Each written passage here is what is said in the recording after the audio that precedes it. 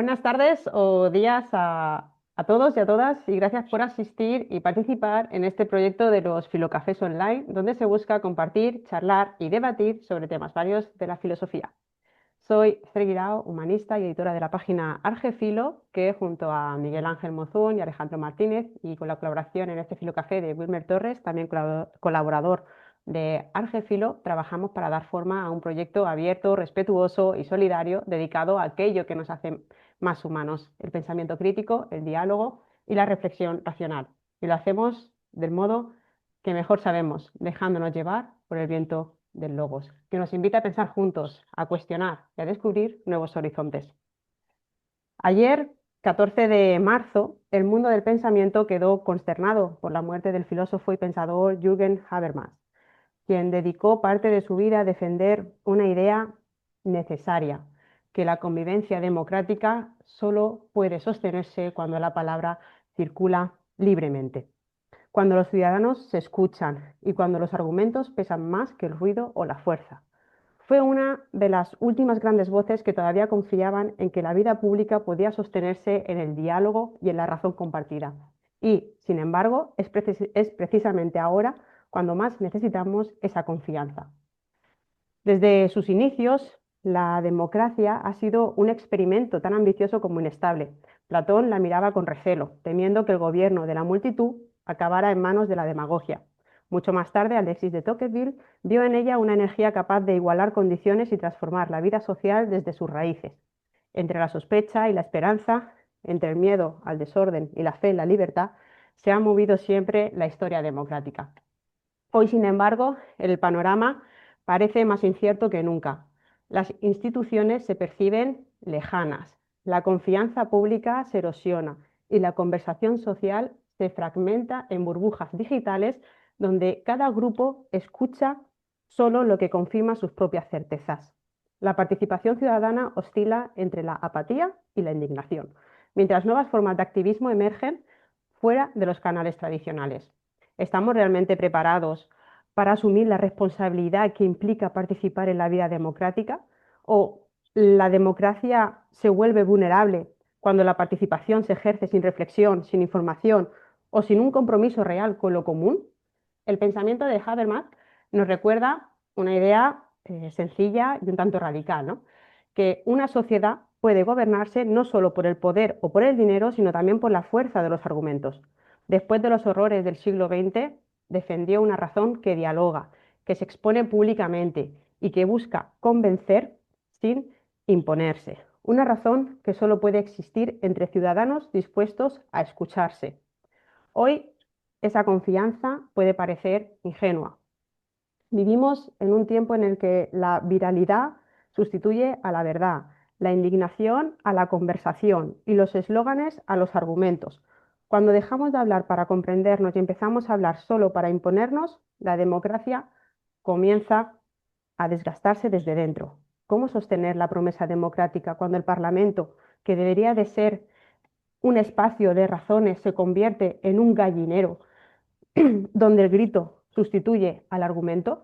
Por eso estamos aquí, para recuperar, aunque sea por un momento, ese espacio donde la palabra vuelve a tener peso, para pensar juntos si la democracia está realmente en crisis o si, más bien, está transformándose hacia algo que aún no sabemos nombrar, para preguntarnos qué esperamos de ella y qué esperamos de nosotros mismos como ciudadanos. Y sobre todo esto, sobre todo, para recordar que la conversación, cuando es honesta, abierta y compartida, sigue siendo uno de los últimos lugares donde la democracia respira. El Filocafé de hoy nos invita a cuestionarnos la siguiente cuestión. ¿Está en crisis la democracia? Muchas gracias y os doy la palabra. Pues si queréis, ¿alguien va a hablar? Si queréis hablo yo, empiezo por poner algo de terreno ahí sobre el que caminar. No sé si Wilmer querías tú decir algo o... Sí, tenía ordenado alguna cosa, pero dale tú primero y luego ya yo completo, si te Muy parece. bien. Bueno, pues vale, pero por poner un poco de algunos peldaños, y luego vamos caminando, o sea, que tampoco, simplemente, o sea, simplemente quería compartir pues un poco lo que he ido trabajando para este Filocafé y un poco la idea un poco que he ido trabajando, ¿no? eh, si está la democracia en crisis yo creo que efectivamente podemos percibir algunas cosas que sí que nos hablan de cierta debilitamiento, por lo menos, de las democracias y que parece que las democracias no están sabiendo responder a un desafío que tiene. Yo creo que tiene un desafío fuerte entre quizá lo que podríamos llamar eficacia y legitimidad, ¿no? O sea, en esta dicotomía, ¿no? Es verdad que es capaz de responder muy bien a la legitimidad, es decir, la democracia de alguna manera necesita igualdad y libertad de todos y en eso se legitima, ¿no? En tanto que todos seamos iguales a la hora de participar de ella, de ese sistema político, de múltiples formas, ¿no? Más o menos perfectas, y además también de un sistema que garantice las libertades de cada uno en la máxima posibilidad, ¿no? O sea, que sea capaz de cada vez ir incorporando en los sistemas de derechos, pues derechos que nos vayan ampliando cada vez más esas libertades, no vaya reconociendo esos derechos de cada uno individualmente, ¿no? Pero además también esa igualdad, ¿no? Y quizá la eficacia, que es lo que más se está poniendo en cuestión, ¿no? Es que sea capaz, ante las crisis continuas que van apareciendo, ¿no? Ante este estado de policrisis en el que estamos, que la eficacia sea algo que la democracia sea una de sus características, ¿no? Y que no, quizá no tenga esa parálisis que los populistas vienen un poco como a resolver, que estas iniciativas, desencadenarse de ciertos órdenes de leyes, estos imperios de la ley que atan, pues hay ciertos gobernantes como Trump, ¿no? Que estamos viendo, pues que se desatan de ellos, me dicen, oye, pues yo estoy por encima del rule of law, yo puedo hacer lo que quiera. Además, ¿por qué? Porque someternos a una serie de normas de este tipo de sistemas, pues bueno, hace que perdamos competitividad, que perdamos eficacia, que perdamos poder, que perdamos hegemonía, ¿no? Entonces es verdad que vivimos en un mundo en el que Europa, que era el centro de la democracia, y Estados Unidos, ¿no? Que es precisamente prácticamente las ideas de democracia están muy elaboradas en Europa, es decir, que ellos beben de nosotros, son una extensión de Europa, y se ha dado esta crisis entre Europa y Estados Unidos, se da esta ruptura, y sin estos garantes, pues la democracia ahora mismo en el mundo pues se ven en entredicho. Es decir, ahora mismo tenemos unas democracias, por lo menos las que conocíamos, las que íbamos defendiendo en Europa, que quedan en entredicho ante la irrupción de estas democracias de hombres fuertes, que son, bueno, pues van debilitando, van erosionando las instituciones por dentro, que no realmente la oposición pues queda más o menos debilitada o anulada y que buscan de alguna manera pues con populismo, buscan pues guiar a las masas, ¿no? Los tratan como masas, es decir, una idea de masa también por ahí detrás que van tratando a la sociedad como una masa, pues para ir teniendo pues, unos beneficios, incluso se podría decir, de oligarquía o personales, de autocracia, en este sentido, ¿no? En esta dirección. Entonces, bueno, yo por empezar un poco a hablar de ello, simplemente. Entonces, si quieres, Wilmer, tú continuar un poco. Entonces, sí, yo quería comentar básicamente un poco el origen de toda esta discusión que luego ha dado lugar a este Filocafé, que tuvo lugar, pues eso, en reflexiones de familiares. Yo vivo en Estados Unidos, en Nueva York, y en diciembre recibí pues a mis suegros y a mi hermano. Y bueno, siempre, siempre las Navidades son momentos de debate de todo tipo, ¿no? Para reflexionar. Pero algo que me llamó mucho la atención fue como gente tan capacitada, con másters, con doctorados, ingenieros y tal, pues tenían más o menos la misma sensación de la democracia, ¿no? Y para ellos el debate fue bastante orientado a que más que democracia ellos preferían la tecnocracia. Es decir, que algunos que tienen un conocimiento específico gobiernen al resto de personas, ¿no? Daban por hecho de que no todo el mundo tiene que tener el derecho de voto. Mucha gente no debería de tenerlo porque no tienen determinadas capacidades técnicas y claro, el debate iba en ese entorno, ¿no? En la defensa de la tecnocracia en detrimento de la democracia, ¿no? Y en ese momento, pues yo que soy un gran defensor de la democracia, pues me planteaba, pues, les planteaba algunos argumentos y seguíamos el debate, ¿no? Una de las preguntas que yo planteé, y lo planteo aquí también, es cómo puede dirigir un tecnócrata que tiene un conocimiento determinado sobre algo, un tecnócrata pues, que se dedique a fabricar coches eléctricos, etcétera, cómo puede una persona con esas características dirigir el conocimiento de todos, es decir, el conocimiento de la población, lo que efectivamente quiere la población. ¿Cómo logra pasar de ese conocimiento específico a un conocimiento más bien ético, ¿no? Normativo? Y como bien sabéis, al final, pues todo el tema de la democracia siempre ha tenido vaivenes y se remonta al contrato social. En el contrato social ya Hobbes proponía eso de que el hombre es un lobo por el hombre y hay que tener de alguna manera un pacto entre todos, porque tú puedes ser el tío más inteligente de todos, pero eres vulnerable aún así al pueblo, ¿no? A los intereses de cada uno que te pueden hacer daño en esa población. Por tanto, llegamos a un pacto social en donde cedemos parte de nuestro poder a un leviatán, ¿no? Esta idea la cuestionó John Locke también, diciendo, pues el leviatán al final que tu vecino que te quería saquear, simplemente que el poder coercitivo, en vez de plantearlo de manera tangible, se plantea de manera más abstracta. Luego llegaron los románticos con su ideal democrático de que las sociedades deberían de florecer y el pueblo no es más que un reflejo del florecimiento individual. Y con todas esas teorías ideales llegamos a la sociedad actual, que como bien comentaba aquí Miguel Ángel, es una sociedad que tiene una democracia bastante erosionada, que busca atacar directamente a los sentimientos, incluso sentimientos patriotas.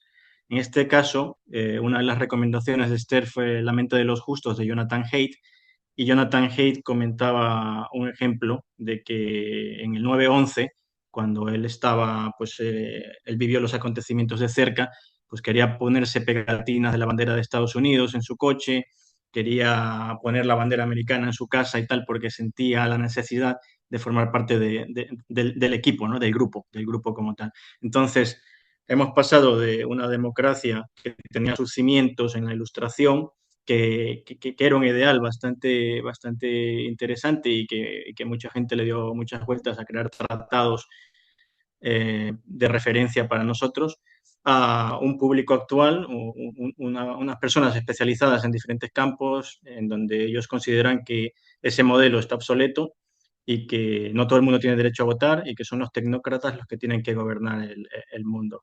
A esto volvemos a un argumento democrático y que yo les puse en la mesa y que generó dudas, al menos les dejé reflexionando, y es que al final cualquier grupo de interés, cualquier tecnócrata de turno, siempre va a tener un lobby de interés que esté detrás de ellos, y el hecho de que cada uno tenga un voto, o sea, de cada persona represente un voto, eso hace que ese grupo de poder, que es evidente y que todos sabemos que existen, pues sea menos acusado, ¿no? Que tenga menos impacto en la sociedad. La democracia permite que haya contrapesos, ¿no? Y que no sea un grupo de personas determinadas, tecnócratas o dueños de las finanzas, los que permitan gobernar con todo su despliegue económico y tecnológico, ¿no? Y la democracia, en ese sentido, al menos yo abogo por ese tipo de democracia uno a uno, en donde las personas tengan esa capacidad de elegir a sus gobernantes, pese a que la situación actual es una situación bastante complicada, ¿no? Y eso es un poco lo que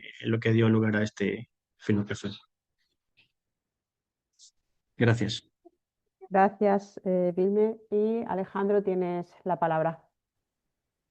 Hola, yo decía como, o sea, que sobre todo ahora, pues claro, parecía que tendríamos que remontarnos a Platón, como siempre, y ver lo que él pensaba sobre este asunto y cómo, pues, o sea, la idea, digamos que de Platón es muy fuerte y muy aplastante, ha sido después, pues bueno, seguida por algunos y han intentado contrastarla después. O sea, la idea es tampoco de, oye, pero ¿quién va a llevar el timón del barco? Le dejamos al chaval ese que apenas sabe de llevar una barquita, le dejamos que lleve el barco de todos, el barco que de verdad, es decir, esto realmente es lo importante que es la política puede ser decidido por quienes no tienen ni idea de lo que va esto. O sea, y eso es realmente un argumento muy fuerte, ¿no? O sea, que es tan importante, o sea, es tan importante lo que se decide cuando vamos a votar, que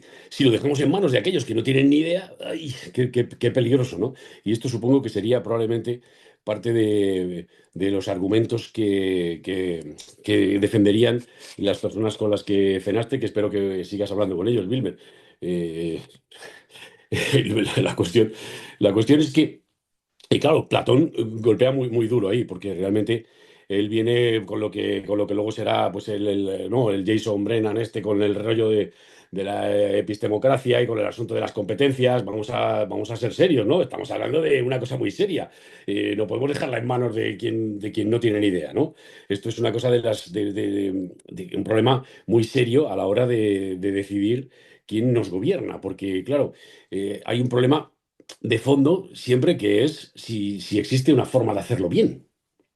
Si existe una forma de hacerlo bien que no sea cuestionable. Es decir, no una cosa de hacerlo bien que haya que ir configurando, sino una forma de hacerlo bien que ya está ahí y que alguien tiene que saber. Si alguien la sabe, los tecnócratas, entonces adelante. Quiero decir, si es verdad que hay una forma de hacerlo bien, pues oye, los que hagan las cosas bien, que lo hagan. El problema de la política es que es mucho más complejo que todo eso, que es decir, que es siempre el ejemplo de los tecnócratas, ¿no? O el ejemplo que a mí me gustaba es el de, oye, hay que hacer un puente ahí entre este pueblo y el otro. Ah, pues el mejor sitio es este de ahí. Hombre, pero ahí es donde hacemos las fiestas todos los años. Ya, pero el técnico ha dicho que el mejor sitio es ese. O sea, no, entonces, esta es un poco la idea siempre de que deja al tecnócrata fuera de juego, porque claro, él te dice, no, el mejor sitio es ese de ahí. La explanada por la que pasa eso es el mejor sitio para hacer el puente. Y otro puede decir, oye, ahí es donde hacemos las fiestas desde hace 50 años y donde nos unimos unos pueblos con otros, donde nos unimos las gentes, preparamos todo el año eso para estar ahí. Entonces, pero el técnico puede decir, bueno, si queréis hacer el imbécil, hacedlo en otro sitio. Y esa es la idea siempre un poco que deja a los tecnócratas un poco fuera de juego, pero que en realidad dejarlos fuera de toda decisión sería una torpeza también, ¿no? Es decir, que no consultar con los técnicos o los que mejor saben sería una locura también, ¿no? Porque realmente, ¿quién es el político? ¿Quién es esa persona? De verdad, nosotros, los políticos que vemos, los políticos con los que tratamos, son personas realmente preparadas, muchos de ellos. O sea, uno de los problemas de la democracia es que alza y le da el poder a personas que decimos, pero este es el que va a dirigir, este es el que va a llevar el barco. O sea, realmente este individuo es el que va a llevar el barco de todos, el que va a dirigir nuestra nación, nuestro pueblo, es este individuo, cuando realmente los vemos con auténticas carencias. No vamos a decir ahora, supongamos, como hemos hecho otras veces, que el presidente de una de las naciones más potentes del mundo, qué sé yo, Estados Unidos, fuera un tipo que no acaba de ser todo lo competente intelectualmente que podríamos desear, a lo mejor, ¿no? Imaginemos que pasara eso. Podría llegar a suceder. Y, sin embargo, el tipo ha sido elegido democráticamente y es legítimo. Porque hablaba Miguel Ángel de la legitimidad, pero claro, la legitimidad, Miguel Ángel, en el origen. Porque en el ejercicio vemos que se nos escapa un poquito la legitimidad, porque vamos siempre viendo esta idea al final de que las gentes a las que hemos votado, y en el origen es legítima la democracia, pero tiene un problema la democracia en el ejercicio. Y es que luego se van tomando medidas que van haciendo que, y esto es una de los problemas de la democracia, que decíamos si está en crisis, sí, sin duda está en crisis, pero bueno, el hecho de vivir en crisis no es necesariamente malo. Eh, pero sí, en el origen es legítima, pero oye, en el ejercicio empezamos a ver que los dirigentes empiezan a tomar medidas con las que no acabamos de estar de acuerdo. O sea, la ciudadanía no nos conviene, no la apoyamos. Ahora mismo, qué sé yo, la cantidad de países que habrá con un montón de ciudadanos que han elegido a una serie de gobernantes y que ahora se ponen de un lado u otro de la última guerra que tenemos o de la anterior, me da igual, de las guerras que tenemos y a lo mejor los ciudadanos pues no están de acuerdo esencialmente con esa cuestión. Es una cuestión que es esencial y es una cuestión del ejercicio ya cuando va desarrollándose la democracia. Sí, originalmente, ¿vale? Elegimos y por tanto hay una legitimidad de origen, pero de ejercicio sería seguramente más discutible. Bueno, volvemos a Platón, volvemos a sus problemas, a los problemas que él planteó y cómo realmente que los problemas que plantea Platón no son tan fáciles de resolver. O sea, el problema, sobre todo el problema de quién va a dirigir el asunto, si realmente lo elegimos entre los que no tenemos ni idea, pues claro, parece que alguna competencia por parte del votante sería interesante. ¿Qué pasa entonces? Que volvemos a uno de los pilares de la democracia, que es la educación. La educación y la democracia tienen que ser una sola cosa. O sea, no puede ser dos cosas distintas, tienen que ser una sola cosa.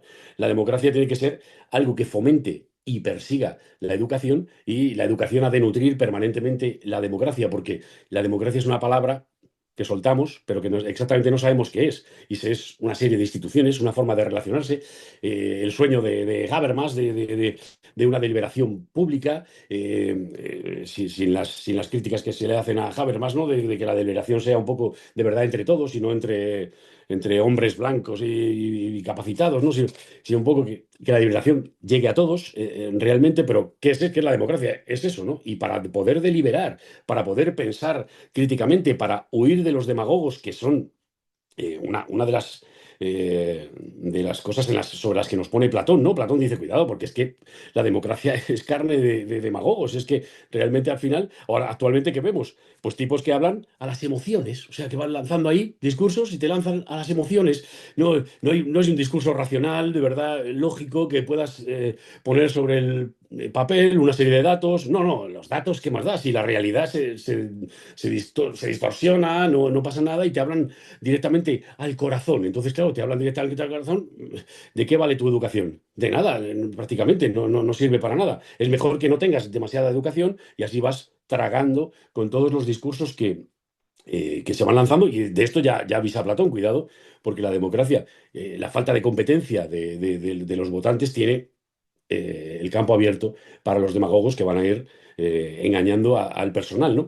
También, y termino ya porque, bueno, por varias razones, ya vosotros sabéis varias, el tema de los lobbies, Wilmer, porque claro, decir, la democracia acaba con los lobbies.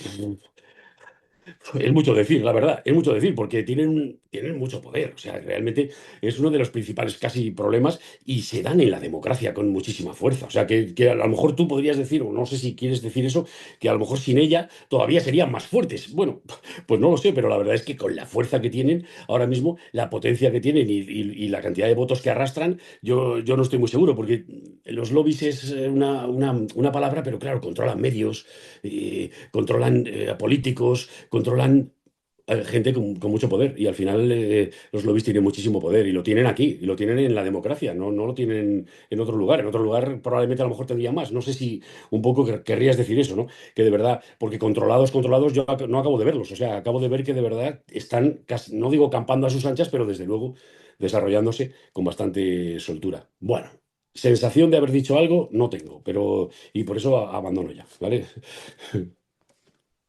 Muchas gracias, Alejandro. Has dicho muchas cosas y has metido muchas ideas en la mesa. Voy a leer aquí un poquito el chat, lo que se comenta, y le doy la palabra a Erika. Por aquí José Miguel comenta, si la democracia se basa en el Estado de Derecho, tenemos un problema. El propio Habermas resumía así el Estado de Derecho. Para Habermas, las leyes solo pueden reclamar validez legítima si pueden encontrar el consentimiento de todos los camaradas legales en un proceso legislativo discursivo escrito legalmente, página 141. Luego, Habermas formula 4 principios fundamentales del Estado de Derecho. 1. El principio de soberanía popular, página 209. 2. El principio de garantía de la protección jurídica individual integral, página 212. 3. El principio de legalidad de la administración, página 213. 4. El principio de separación del Estado y la sociedad, que exige una cultura política desacoplada de las estructuras de clase, página 215. Y por aquí, Erika, también en el chat, comenta, creo que es importante preguntarnos hasta dónde nuestras sociedades son democráticas, hasta qué punto somos realmente quienes elegimos a nuestros representantes o se nos da ese espacio como una fantasía y es el poder el que se lanza como representantes de las masas. Dicho lo cual, aunque haya leído tu mensaje, Erika, tienes la palabra también. Gracias, Esther. Solamente una pequeña reflexión en base a lo que se ha conversado aquí, ¿no? Y me parece súper importante poner esto en la mesa ahora con el cafecito, porque muchas de las discusiones que ahora se plantean en base a la situación política mundial, ¿no? Y especialmente a ciertos países pequeños como el mío, es ¿qué, qué entendemos hoy por democracia? O sea, ¿realmente vivimos una democracia? Con toda la influencia de las redes sociales, se ve que esta consensualidad de llegar a un voto y a determinar un representante o un grupo de representantes de una sociedad, hemos llegado a un punto en el que es súper irreal, porque vemos que el resultado de la votación o el resultado de los procesos electorales es superficial, es una fantasía y están manipulados por las inteligencias artificiales. Y es como ganó Trump, es como ganó el presidente de mi país. Y al final, o sea, ¿realmente somos nosotros los que elegimos a nuestros representantes? No se sabe. Llegamos a un punto en el que ya no es una política consensuada la democracia, ya no es este eh, dialogar sobre ciertos puntos que desarrollan las necesidades de un conglomerado humano, de una república, de una sociedad. Ya no es la posición ética de qué es lo mejor para todos o de encontrar eh, como las líneas para poder movernos como sociedades, como qué intereses representan para cierto grupo, que siempre son los que manejan el poder. O sea, sigue siendo la economía el punto más alto de la democracia y los que manejan los movimientos políticos en los países sigue siendo la gente que maneja los bancos, las empresas exportadoras, las armas, las industrias, o sea, la gente que trabaja con el monopolio del mercado es la gente que maneja la democracia, ¿no? Gracias, Erika. Muy interesante las cuestiones que nos lanza. ¿Qué entendemos por democracia? ¿Realmente vivimos en una? ¿Realmente somos nosotros quienes elegimos a nuestros representantes? José Miguel lo tiene claro, para nada. No somos nosotros. Miguel Ángel, tienes la palabra. Muy bien.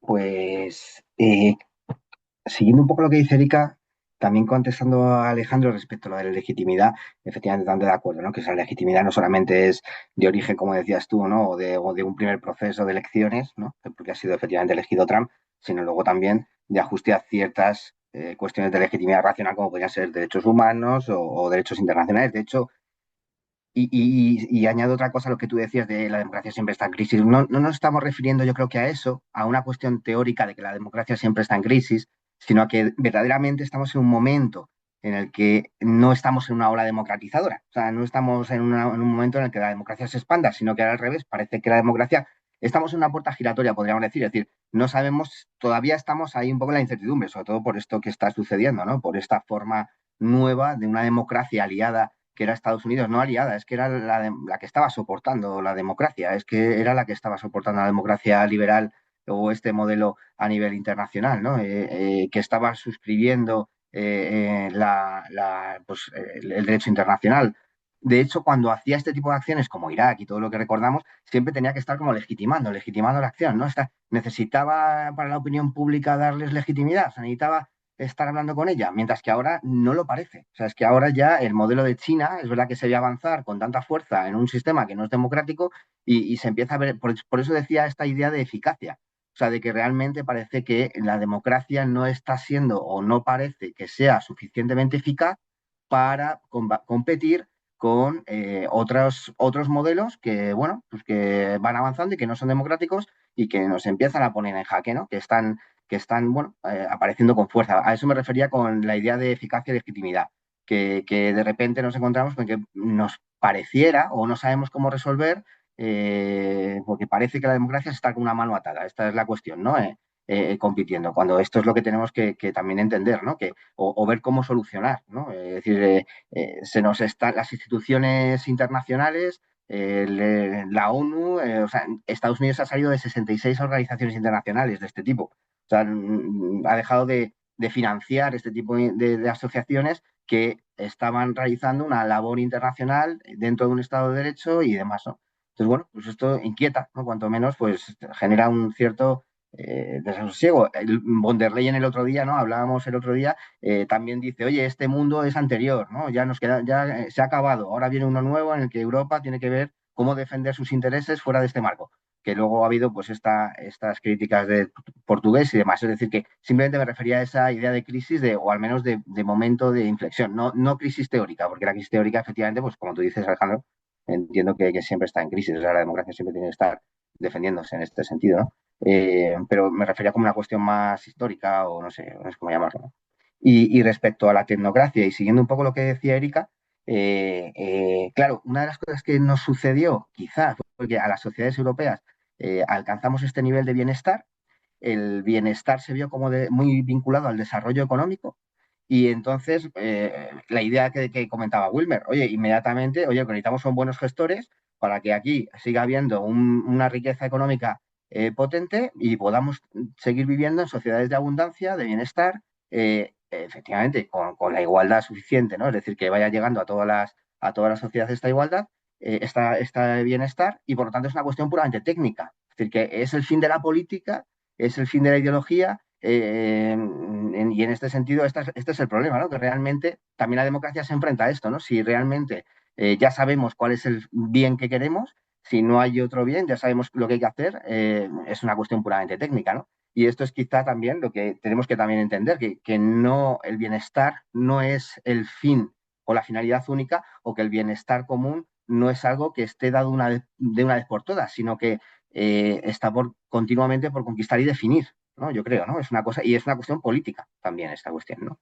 Entonces, bueno, aquí lo dejo porque no sé si he dicho alguna cosa. Hasta ahora.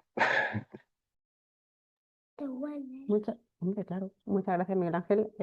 Wilmer, tienes la palabra.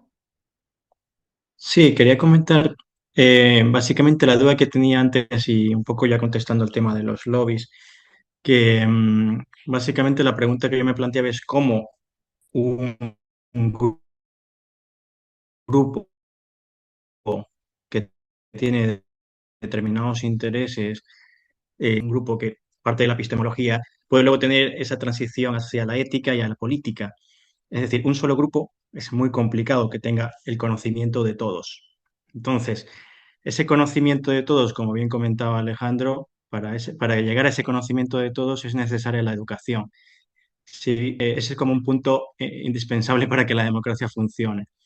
Pero mi pregunta de los lobbies, o sea, la propuesta de los lobbies iba más allá en ese sentido, ¿no? Es decir, los tecnócratas per se son grupo de poder y una democracia que se sostenga bien tiene que tener esa capacidad de someter también a ese grupo de poder. Una democracia con buena educación lo haría. De hecho, hay un libro de Acemoglu, que es un economista turco que escribe normalmente con Robinson, que se llama El pasillo estrecho. En ese pasillo estrecho ellos ponen al Leviatán encadenado, que es una abstracción de gobernador, en donde ese Leviatán encadenado sería pues el gobierno, ¿no? Entonces, en una democracia lo suficientemente fuerte, este tipo de gobierno estaría limitado por la sociedad en el caso de que haya abusos. Y este tipo de democracia permite precisamente eso, ¿no? Un Estado capaz de actuar, pero encadenado por el control del pueblo, siempre y cuando este pueblo sea un pueblo educado y tenga un conocimiento armónico de lo que está pasando en la sociedad.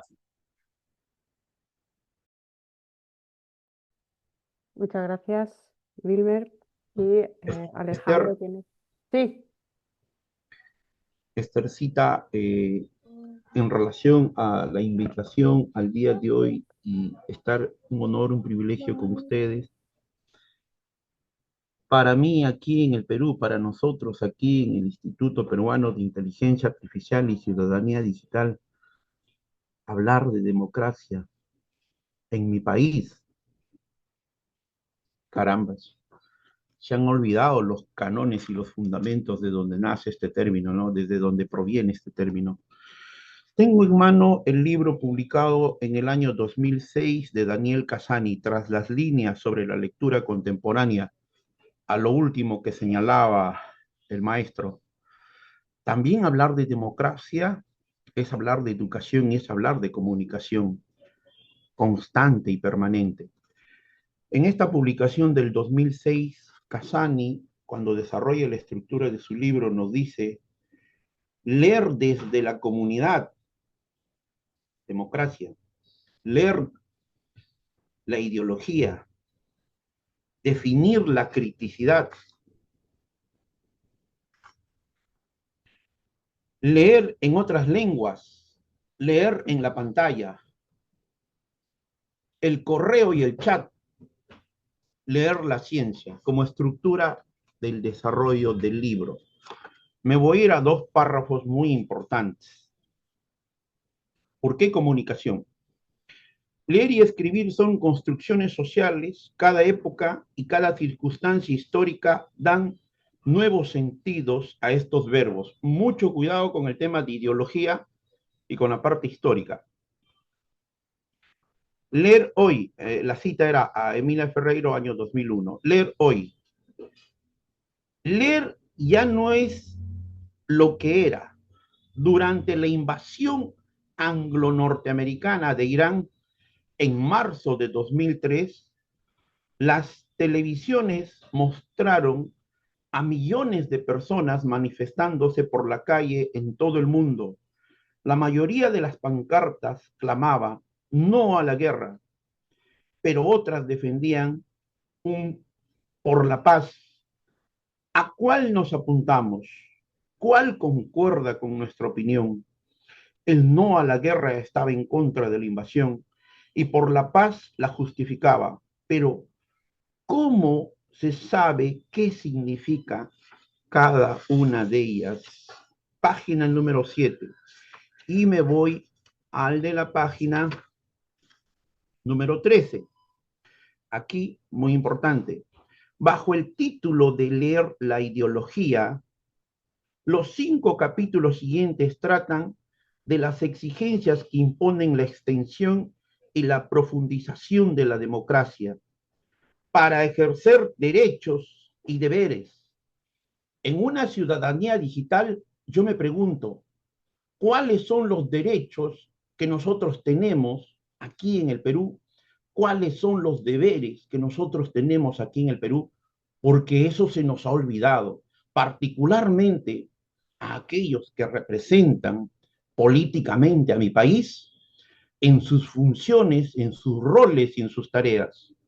Tenemos que leer críticamente. ¿Dónde está la lectura crítica a la Constitución, a los códigos? ¿Dónde está la lectura crítica a las leyes, a lo que se reglamenta, a lo que se decreta? Porque una cosa es que sea aplicado, que se materialice en realidad, porque no solamente documentos por documentos.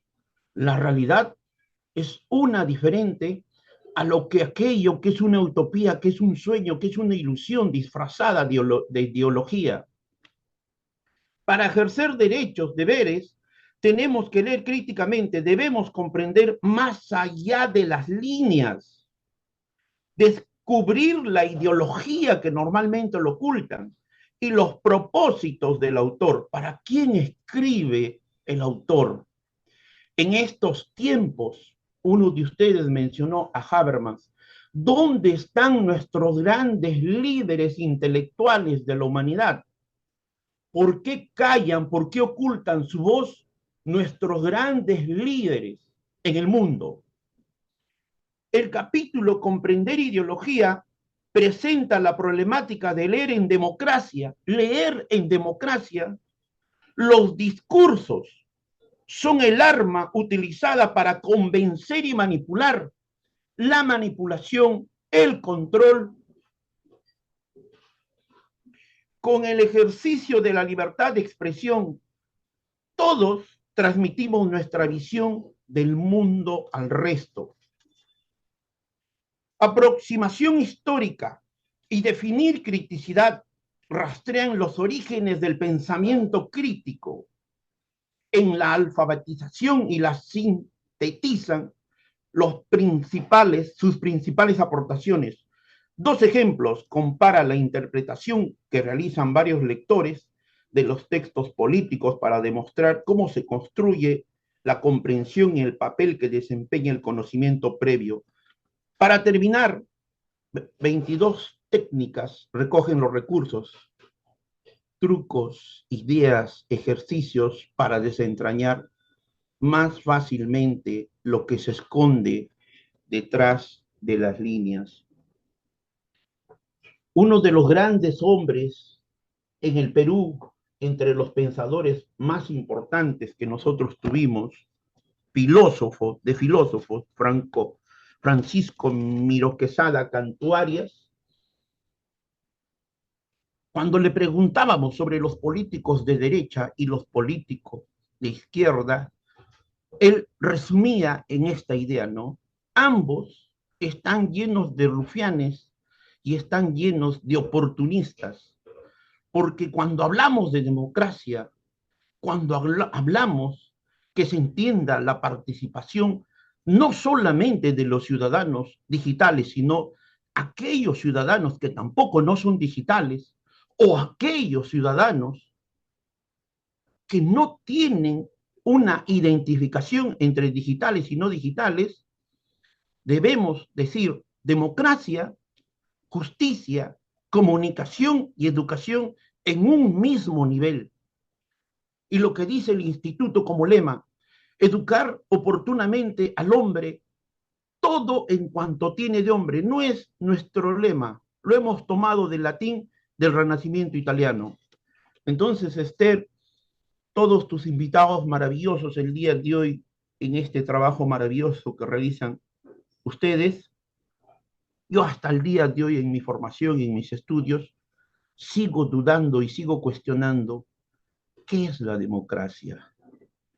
No he visto en mi entorno, no he visto en mis comunidades, en los distritos, en los departamentos, en las regiones en el Perú, qué es la verdadera democracia. Muchas gracias por este espacio, Esther.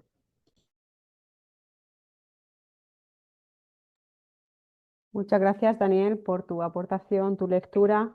Interesante esta última cuestión. ¿Qué es la auténtica democracia, ¿no? ¿Qué es la democracia original? No sabemos. Alejandro, te doy la palabra. Pues ya entonces retomo con Daniel para decir entonces, vamos a volver un momento a Churchill, porque os acordáis que él dijo aquello de la democracia es la peor forma de gobierno, a excepción de todas las demás que se han ensayado. Esto deja a la democracia como lo óptimo. ¿Sabemos lo que es? Auténticamente, bueno, podemos tener una idea de ello o no, pero no sé lo importante que es. Pero sí es muy importante quizás justamente esto que decía ahora Daniel, por lo menos para mí, sí es extremadamente importante que la idea de que la democracia es lo óptimo es algo como, digamos que está bastante instalado en el imaginario colectivo. Creo que es así, no creo que esto sea discutible, que, claro, lo óptimo puede ser una mierda, ¿no? O sea, es decir, que lo óptimo en algunos casos es que te den una patada en la cara, porque claro, lo otro sería cortarte el cuello, pues bueno, pero no importa, en todo caso la democracia, digamos que es lo óptimo. Esto está establecido. Y esa idea, con una educación mediocre, sí nos lleva a una situación en la que no somos capaces de criticar la propia democracia. Es decir, y aquí es donde sí creo que Daniel estarás de acuerdo conmigo, en la idea, claro, de que efectivamente uno de los problemas para mí fundamentales es que, independientemente de que haya una democracia más pura o menos pura, no sé si eso realmente podemos obviarlo, pero lo que sí es indiscutible es que la democracia se instala y casi no tiene una posible crítica porque, oye, es que es lo óptimo. No podemos como, ¿qué vas a hacer? A ver, ¿y entonces qué? ¿Y entonces qué? No, entonces qué, no se trata de entonces qué. O sea, no se trata de o democracia o viene el lobo y nos degüella a todos. Claro, si nos va a degollar, pues entonces sigamos. Pero una democracia como la que tenemos, sin duda, requiere de una revisión permanente. Es decir, si no somos capaces de criticarla, si no somos capaces de ver que las democracias oye, parece que llevan de la mano la corrupción. Si no somos capaces de ver que las democracias parece que llevan de la mano una falta de transparencia que parece que toma a los ciudadanos como si fueran, qué sé yo, pues que incapaces, o sea, incapaces de comprender qué hacemos si realmente hay una democracia que no fortalece y no permanece pendiente absolutamente de las instituciones, cuidándolas y enriqueciéndolas cada día. ¿Por qué tenemos que aguantar que las democracias no tengan auditorías permanentes en cuanto a su funcionamiento y absolutamente en cuanto a su gasto? ¿Por qué tenemos que soportar que esto no sea así? Es decir, esta es una crítica que hay que hacerle a la democracia. Es decir, claro, claro, pues continuemos con la democracia. Vamos a admitir que es lo óptimo. Si, oye, no tenemos otro sistema, que quizás efectivamente sea la mejor manera de agregar preferencias, ¿no? Si esto podemos admitirlo. Ahora, esto no nos impide criticarla y decir, cuidado, o somos más transparentes, o somos capaces de admitir que haya una auditoría a todo lo que se va ejecutando con tranquilidad. ¿Qué problema hay si lo que tú estás haciendo? Volvemos al principio, Wilmer, ¿no? A la idea un poco de, pero es que hay una idea ya de qué es lo bueno. No, no, si es que el problema, el problema es que no sabemos exactamente qué es lo bueno, por eso necesitamos estar muchos metidos en la decisión. O sea, por eso no podemos dejar la decisión en manos de uno o dos. Claro, hoy en día que vivimos ciertos populismos que están cogiendo fuerza, claro, ellos tienen una idea muy clara de lo que hay que hacer. O sea, conocen la verdad, saben lo que hay que hacer. Y este es el problema, el que sabe lo que hay que hacer a la democracia le sobra, no le sirve para nada. O sea, ¿para qué le vale la democracia al que sabe lo que hay que hacer? La democracia nos sirve, digamos, a los que estamos seguros de no saber exactamente qué hay que hacer y que tenemos que ir buscándolo juntos y equivocándonos, errando, seguramente, pero sabiendo que nos estamos equivocando un poco entre todos, organizando esta decisión de la forma de vivir, en la forma de organizarnos, sabiendo que no conocemos la verdad, porque si conocemos la verdad, pues oye, dejémosla en manos del que la sepa ejecutar y se acabó. El problema es que no la conocemos. Este es el problema. O sea, el problema que es una asunción de principio. El que cree conocerla no le sirve la democracia para nada, es un estorbo, de hecho. ¿Para qué vas a estar agregando opiniones y cantidad de personas que tienen que estar opinando sobre las cuestiones? Si ya sabemos lo que es que no sabemos exactamente cuál es la mejor forma de vivir. Este es el problema, y mucho menos en un mundo como este, en el que vivimos. Hablabas del pasillo, Wilmer, ¿verdad? Y claro, sí, el problema ahora, el problema es que el control de nuestros dirigentes, por ejemplo, el ejemplo de España es que el control de nuestros dirigentes no viene de los ciudadanos, viene de Europa. Las decisiones que se hayan tomado allí, pues son, o sea, dices, tengo un presidente que puede hacer lo que le dé la que va, que va, que va, que va, que va. El 70% de las cosas que se hacen en este país no las decide nuestro presidente o nuestro gobierno, las decide Europa. Y es así, y podemos estar de acuerdo en muchas de ellas, ¿eh? No quiere decir que todas ellas sean, pero que quiero decir que realmente el pasillo es estrecho también para el gobernante, pero desde luego no por la ciudadanía, sino por otros poderes que quizás incluso son bastante más fuertes, ¿no? Bueno, eh, la idea ahora, digamos que era esa, ¿no? Y fundamentalmente la idea oye, claro, claro que tenemos que tener capacidad de criticar esto. Con la educación y con esto, bueno, Daniel y yo estamos absolutamente de acuerdo y seguros de que eso es una de las tareas, pues que por más que se diga, no está hecha, o sea, que hay que hacerla sin duda ninguna. Y una de las cuestiones también es esa, oye, ¿por qué la democracia parece tan intocable? ¿No? ¿Cómo no es intocable? Está claro que tiene un montón de fallos. O sea, está claro que tiene muchos fallos. Ahora, ¿va a ser destruida? No, si no se trata de destruirla, se trata de ir, oye, mejorándola permanentemente, añadiéndole transparencia, añadiéndole, en fin, que ya Montesquieu le metió unos cuantos contrapesos, pero ya vemos que hacen aguas, en muchísimos casos hacen aguas, hay que revisarlos y hay que poner contrapesos a los contrapesos porque no acaban de serlo en muchos casos, ¿no? Cuando, sobre todo, y en el caso, como decía Miguel Ángel, de que alguien diga, estas leyes vamos a tener que revisarlas, lo digo yo, o sea, lo digo yo y estas leyes van a ser ahora sí, de esta manera. O sea, si no hay de verdad, ni nadie que pueda frenar al que dice la ley a partir de ahora va a ser de esta manera, en esas estamos, ¿no? Pero claro, eso no destruye la democracia, pero sí nos deja ver que la democracia tiene que ser revisada, criticada desde ese punto de vista que siempre decimos, observada atentamente para mejorarla en todos esos sentidos que digo, ¿no? Educación, transparencia, controles, etcétera. Muchas gracias, Alejandro. Esther, Y Daniel, Daniel, tienes la palabra. Perdona, totalmente de estaba acuerdo apuntando. con el maestro Martínez, y si algo podemos nosotros estar tomando como aprendizaje, cuán importante es en nuestras instituciones el tema de la participación ciudadana, el tema de la comunicación efectiva, el tema de la transparencia y la rendición de cuentas. Y lo que no debemos olvidarnos, porque abogado también soy, cuando tú hablas de derecho, busca que el tema de la justicia esté cerca. Justicia, derecho. Entonces yo creo que vamos dando una idea qué es lo que debemos buscar en nuestras instituciones, en nuestras organizaciones, lo que haría Aristóteles, aquello que sucede en el entorno de mi familia cuando yo hablo de economía política, es lo que yo debería trasladar al gobierno, a las gestiones, a las direcciones, tal como uno se maneja en el entorno de la familia, cómo tú ordenas tus decisiones, cómo tú ordenas tu planificación mensual económicamente en familia, yo creo que son fundamentos y son pilares para tener una noción y tener una idea. Discúlpame si he cortado la palabra a alguien. Y bueno, muchas gracias, Esther. Muchas gracias, Daniel. Y sí, José Miguel, tienes la palabra. Sí, muy esquemático o muy breve. Yo es que parto de la premisa de que lo que tenemos en realidad en el mundo occidental y en general son democracias burguesas, democracias liberales. Y en mi humilde opinión, una democracia burguesa o liberal no es una democracia bajo ningún concepto.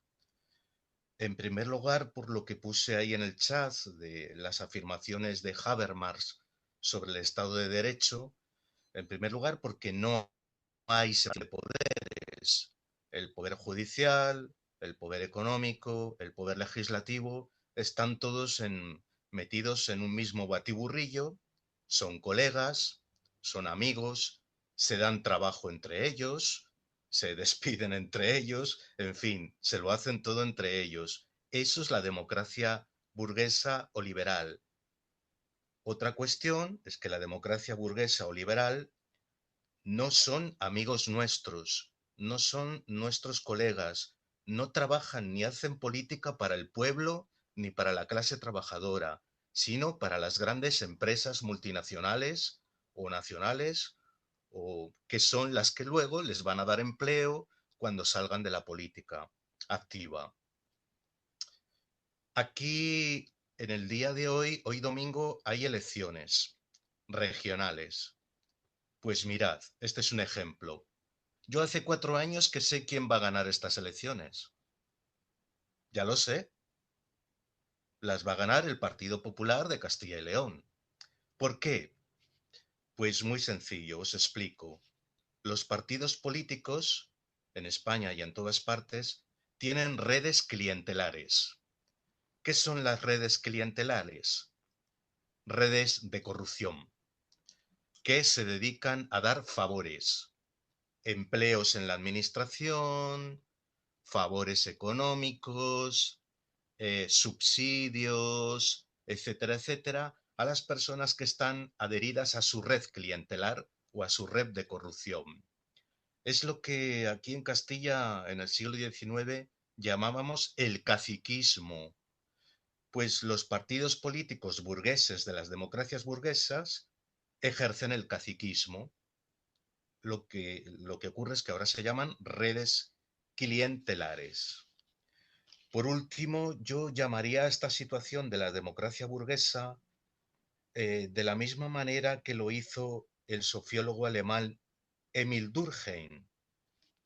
Él acuñó un término que es el de anomía. Lo utilizó para describir una situación en la que se pierden los valores y las normas. ¿Qué entiendo yo por valores y normas? Las de la ley natural, las del derecho natural. Para mí, ¿qué es una democracia? ¿Qué es una ley? ¿Qué es un valor? ¿Qué es una norma? Que todo ser humano sin excepción, tenemos derecho a una vida digna, acceso a la cultura, acceso a un techo, acceso a la comida, a la bebida, a poder tener una semana de vacaciones fuera de nuestro domicilio habitual, cambiar de aires. Esas son las cosas esenciales. Y sin embargo, la sociedad vive en esta anomía. La democracia burguesa ha llevado a la sociedad a esta anomía, que es la pérdida de valores y de las normas naturales que deberíamos de tener. Emil Durkheim descubrió que los protestantes, con perdón para ellos, eran más propensos al suicidio que los católicos, y atribuyó este hecho al énfasis que el protestantismo pone sobre lo individual. La democracia burguesa, que no es democracia, hace exactamente lo mismo. Pone énfasis sobre lo individual, la individualidad. Y eso, a la larga, es un suicidio colectivo de toda la sociedad.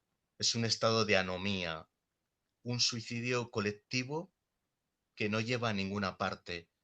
A mí me recuerda muchísimo a la Alemania de los años 30. Con disculpa, pido disculpas a todos los alemanes que nos puedan estar escuchando, pero me recuerda mucho a esa Alemania, me recuerda mucho a la Italia de los años 20, el énfasis de la individualidad y del culto al cuerpo y del culto a la fuerza. Es muy curioso. No creo que vaya a suceder lo mismo, pero bueno, es otra forma de suicidio. Era esto en líneas generales. Gracias, Esther.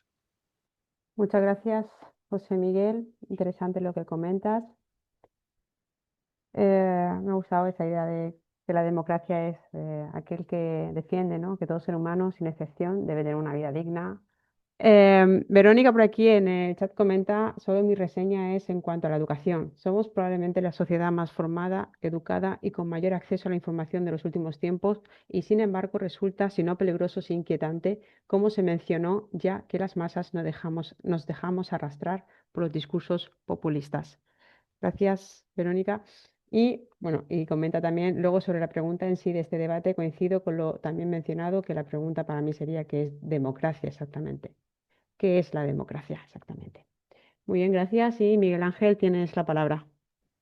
Muy bien, pues yo, simplemente para acabar mi intervención, cogiendo un poco esto que comentabas ahora mismo, ¿no? De efectivamente somos la sociedad más formada y con mayor educación, y sin embargo somos la más polarizada, ¿no? Y aquí sí que a lo mejor, y hablando, o sea, conectando con lo que decía Wilmer, con lo que decía Alejandro también, de estos grandes lobbies que existen, pero es verdad que nos movemos en plataformas, ¿no? Que esto también se está estudiando, ¿no? Como el impacto de las redes sociales en realmente, bueno, cómo irrumpe este nuevo formato. Es verdad que antes, efectivamente, pues podía haber también polarización, había medios de comunicación también que polarizaban y también existían, pero quizá un cóctel, ¿no? De situaciones hacen bueno, pues cierta depresión económica que podamos vivir, cierta necesidad de, bueno, ciertas ideologías que también van apareciendo y también estos efectos de las redes sociales, ¿no? Sobre todo movidas por ciertos gurús tecnológicos, ¿no? Estas grandes tecnologías en corporaciones que para nada son demócratas, o sea, son declaradamente antidemócratas y que lo que buscan precisamente es manipular la opinión pública. De hecho, en Europa ha habido injerencias de los más, ¿no? Apoyando partidos de ultranacionalistas y demás, ¿no? Es decir, que son clarísimamente antidemócratas, cuanto menos, ¿no? Se podría decir. Y sí que yo creo que esto es un peligro, pero que, claro, como siempre se dice, pues la herramienta no es neutra, ¿no? O la herramienta no tiene ideología. Y sin embargo, yo creo que sí que hay cierta ideología que erosiona en ese tipo de herramientas eh, y que polariza mucho, ¿no? Esas cámaras de eco que solemos decir, los algoritmos que van generando, ¿no? Pero pues que acceda solamente a un tipo de información. Y aquí sí que es verdad que al menos tendría que haber, y lo que decía Alejandro también y Daniel, pues la educación, ¿no? Es decir, que, pero ya la educación no solamente es una cuestión de estar formado, además, sino, oye, pues tener también competencia digital, tener también un pensamiento que a veces lo añadimos crítico, pero bueno, con pensamiento valdría, ¿no? O sea, es decir, oye, ser capaz de pensar, que es algo también que no tampoco se fomenta mucho. Es decir, es verdad que quizás nos tengamos mucha formación en cuestiones más técnicas, pero no quizás se estimule tanto o no lo creo, ¿no? Esta posición de decir, oye, tenemos que crear espacios, fomentar espacios que generen debate, diálogo, confrontación de ideas, pluralidad de ideas, de argumentación, ¿no? Que esto precisamente es Habermas. Es decir, oye, lo que busca es una comunidad ideal de diálogo. Y esto es lo que hay que fomentar y lo que, por esta idea también que comentaba Alejandro, de que el bien no sabemos cuál es, que tenemos que buscarlo, tenemos que irlo encontrando continuamente, ¿no? Y esto es un ongoing. Quizá también, ya simplemente por terminar, la idea de progreso que hemos comprado, que teníamos en las sociedades, pues a lo mejor tenemos que abandonarla. Y no es una idea que ya debe ser reguladora nuestra. O sea, a lo mejor esta idea de progreso, de estar continuamente yendo hacia un mundo mejor, pues es algo que a lo mejor podríamos abandonar. Y lo que podríamos es, bueno, es mantener ciertas ideas, encontrar y ir buscando pues esos bienes, ¿no? que podamos ir encontrando sin necesidad de ese desarrollo económico, de ese bienestar cada vez mayor económico, sobre todo en un mundo que con la globalización, con la emergencia de nuevos países, es que realmente quizá pues bueno, la forma de vida que hemos vivido económica pues es algo que no es sostenible, que quizá incluso, y aquí meto la palabra sostenibilidad, a lo mejor no es algo sostenible, sobre todo habiendo pues 9.000 millones de personas con países emergentes que quieren tener la calidad de vida que nosotros, con los recursos y las necesidades de recursos y de energía que necesitan, y en una competitividad internacional muy dura, ¿no? Entonces, bueno, pues a lo mejor tenemos que plantearnos estos problemas de otra manera y no intentar pues, buscar estas soluciones más nacionalistas, de protección, de buscar, bueno, pues otros modelos políticos que nos prometen soluciones fáciles, ¿no? Buscan cabezas de turco o chivos expiatorios como los inmigrantes, pues estas tendencias autoritarias, porque no creo ahora mismo que las democracias mueran poniéndose dictaduras, sino con democracias y liberales. Es decir, van a seguir teniendo cierta forma democrática, vamos a poder seguir yendo a las urnas, pero van a estar completamente erosionados los poderes. Y vamos a ver cómo se van erosionando y vamos a ver líderes muy autocráticos, ¿no? Quizá hacia donde vamos es un poco a eso, ¿no? Hacia democracias con líderes que operan con líderes muy autocráticos, ¿no? Y hacia democracias autoritarias en este sentido, ¿no? Y liberales también que se llaman. Y esa era la participación que quería hacer. Muchas gracias, Miguel Ángel. Por aquí en el chat también comentan, Christopher Guillén, que si la IA desde Perú, Atequipa desde Perú, si la IA ha ayudado a la democracia. También otro tema interesante que no sé si nos dará tiempo a comentar hoy, pero que quedará en el aire. Y Alejandro, tienes la palabra. Vale, ya muy brevemente. Solo, bueno, sí, comparto con Miguel Ángel esta idea porque efectivamente es lo que va sucediendo. Lo que va sucediendo es que al final perdemos un poquito o sea, esta distancia entre los que lideran y los liderados, pues resulta que hace que efectivamente esa idea de lo que decíamos antes, justamente de la legitimación del ejercicio, o sea, el ejercicio de las democracias se va haciendo al final menos, cada vez más distanciado del pueblo. eh, y un pequeño paréntesis, claro que esto no son democracias en el sentido más puro, ¿no? Claro, que José Miguel lo decía, sí, sí, ¿no? En el sentido más puro, no, ya hace tiempo creo que esto estaba ya olvidado. O sea, la idea esta de poder hacer asambleas, poder hacer que la gente de verdad esté participando permanentemente. El propio Daniel insiste en esa idea, ¿no? Es que la cuestión es esa, la cuestión es que, o la participación del demos, del pueblo, es permanente, o si no, pues hay un momento en el que hay una distancia y ya nos hemos perdido, independientemente, por supuesto, de que la distancia sea tan pervertida como lo es ahora, yéndose, como decíamos al principio, y luego insistía José Miguel, en la idea pues esta de los lobbies, de los poderes, en la que al final se va hacia ellos y entonces ya pues la distancia es abisal, ¿no? Eh, Había una cosa solo en lo que había dicho Verónica, que era la idea esta un poco de, oye, somos la educación, o sea, somos como como ahora mismo estamos muy formados o la sociedad más formada y con más acceso a la información. Y entonces, lo único que yo decía es, bueno, puede que haya más personas que hayan pasado por el proceso de formación. Esto es seguro que en datos es indiscutible. O sea, que hay más personas que han pasado por el proceso es indiscutible. Que hay más personas con capacidad, como decía Daniel, para leer en el sentido más amplio de la palabra, de verdad leer como ser capaz, nos vamos un poquito atrás, pero muy poquito solo, nos vamos a leer con la capacidad de verdad de seleccionar de lo que lees de verdad lo que es válido y quitar lo que no sirve para nada, o sea, esa capacidad de leer ya es un poco más discutible y entonces cuando luego, Verónica, dices, y tenemos más acceso a la información, claro, justamente es que es casi peor, o sea, es casi peor tener muchísimo acceso a la información, entiéndaseme, o sea, tenemos muchísimo acceso a la información, pero si accedes a la información sin ser capaz de leer, pues, ¿qué es información? Lo que dicen determinados grupos que están interesados en colar una idea y que lo van a decir en 17 sitios y a la vez y con música de fondo, es muy difícil si no eres capaz de leer, es decir, de extraer, de diferenciar, de tener criterio suficiente, te tragarás todas esas informaciones y será casi peor tener más acceso a la información que tener menos acceso o que haya una información un poco más controlada, pero que sea de una cierta calidad. Sé que eso es complicado de entender, pero espero que entendáis la idea, ¿no? La idea es un poco que al final todo esto que nos viene, si nos viene a personas que no estamos preparadas, pues nos lo tragamos, ¿no? Yo qué sé, yo mismo, yo seguro que me trago muchísimas cosas. O sea, que es que nos tragamos cosas porque es que nos vienen por todos los lados hay un montón de caminos y de repente pues puedes estar una semana creyendo una cosa que es una chorrada completa al acabar la semana, pero estás ahí 4 o 5 días convencido si te dejas un poco, si te dejas un poquito llevar y no pones un poco de cautela en todas estas cosas, ¿no? Justamente, y ya acabo con la inteligencia artificial, que es uno de los principales problemas para mí, y ya lo dije en otro momento y en otro sitio y incluso aquí, y es la idea justamente de que, claro, depende de cómo te enfrentes a la idea, a la inteligencia artificial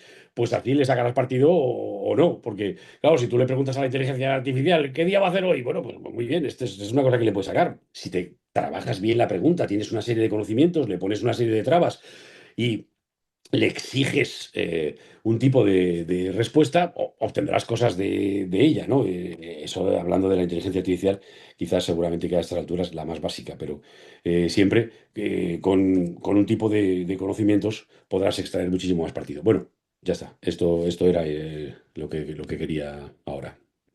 Muchas gracias a todos y chao, porque seguramente que nos vamos a ir yendo. Muchas gracias, Alejandro. No sé si alguien quiere comentar algo más de lo que se ha comentado hasta ahora o de esto último que se ha dicho. Yo creo que meter ahora el tema de inteligencia artificial, creo que muchos podemos tener una opinión sobre este tema, pero eh, Esther, nos daría lugar a, ¡puf! A un sinfín. Esther, Daniel, Daniel por aquí. Y si quieres, si nadie más tiene nada más que añadir, cerramos con tu intervención, Daniel.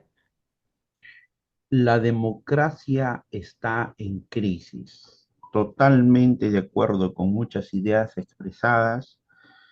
Lo último de José Miguel, también totalmente de acuerdo.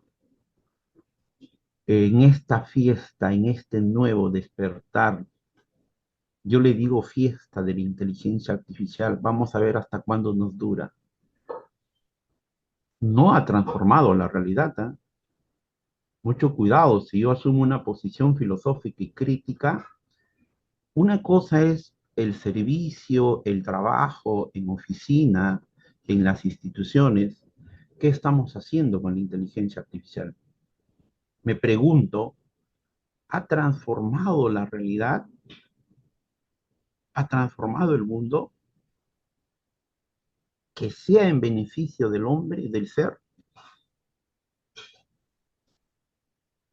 Lo único que estoy dándome cuenta en este trabajo, listos casi para cumplir dentro de 60 días, 4 años constantes y permanentes de trabajo en relación a la inteligencia artificial, es que esas brechas de desigualdad se han ampliado, que aquellos campos profesionales y aquellas ocupaciones Así como van a desaparecer, también aparecen nuevas.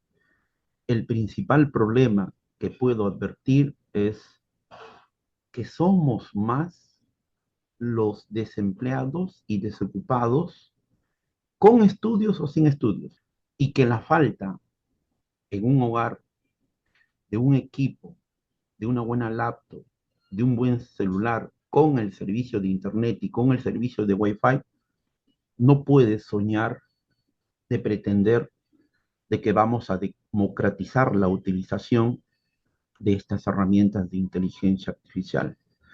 El otro tema que preocupa, porque en educación y en ciudadanía digital, mirando la democracia, son pocos los que saben manejar las herramientas de inteligencia artificial. Si yo me referencio por Gemini, por Grok, por DeepSeek, por GamePad, por Perplexity, por Notebook, por ChatGPT, por Copilot, por Claude, por Prism, por Subsense, y eso que no hablamos de los especializados en cada tópico, en derecho, ya en investigación, otros, preguntémonos críticamente cuántos de nosotros sabemos manejar 10, 20, 30 de estas herramientas. Nosotros, ¿ah? Imaginémonos en los demás ciudadanos. Democracia en crisis. Muchas gracias, Esthercita. Muchas gracias, Daniel, por esta última intervención. Voy a leer lo que se comenta aquí en el chat. Dice José Miguel, comenta, la formación no significa capacidad, millones de titulados sin capacidad discursiva ni de analizar críticamente un texto simple. Y propongo una segunda parte de este tema que se queda corto. Erika comenta, la IA sí ha transformado la realidad y el mundo. Lo que pasa es que no somos conscientes de cuánto está presente y hasta qué punto nos ha afectado. Christopher por aquí comenta, concuerdo con que amerita una segunda parte y aún más. Feliz domingo para todos. Y muy bien, con esta última intervención damos por finalizado el Filocafé de hoy. Está en crisis la democracia. He realizado una pequeña conclusión con algunas de las ideas. Se han comentado muchas cosas, he ido escribiendo según he ido poniendo sobre la palestra y demás, y con un niño aquí continuamente amenazándome con una pistola de Lego. Pero bueno, a ver qué tal sale. Bueno, después de lo que hemos compartido hoy, quizá lo más honesto sea reconocer que la democracia sigue siendo un territorio en disputa. A veces parece condicionada por lobbies que actúan desde la sombra, con líderes autocráticos, y otras por una ciudadanía que participa, pero sin siempre contar con las herramientas necesarias para comprender la complejidad del mundo que vota. Y ahí surge la duda que no podemos evitar, que ya lo ha mencionado antes Daniel. ¿Qué es realmente la democracia? ¿Es un sistema de poder, un mecanismo técnico o un proyecto común que aún estamos aprendiendo a construir? Lo que parece claro es que democracia y educación debe ir unido. Una educación plena, crítica, exigente, no una educación mediocre que forme consumidores obedientes, sino ciudadanos capaces de pensar, dialogar y resistir la manipulación. Quizás la democracia sea algo que debemos cuidar, practicar y reinventar cada día, como había comentado también Alejandro. Y si hay una idea que podemos llevarnos hoy, es esta. Una democracia real es aquella que garantiza, sin excepción, el derecho de todas las personas a una vida digna.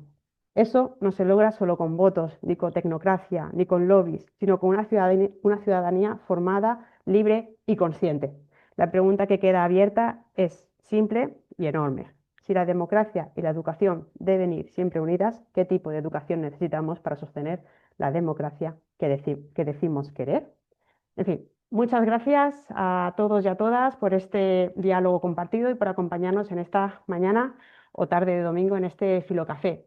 Nos reencontraremos el próximo domingo 12 de abril, no sé si me equivoco la fecha, es el 12 de abril en el Club de Lectura que organiza Alejandro y Miguel Ángel, donde conversaremos sobre el libro Novela de ajedrez de Stefan Zweig.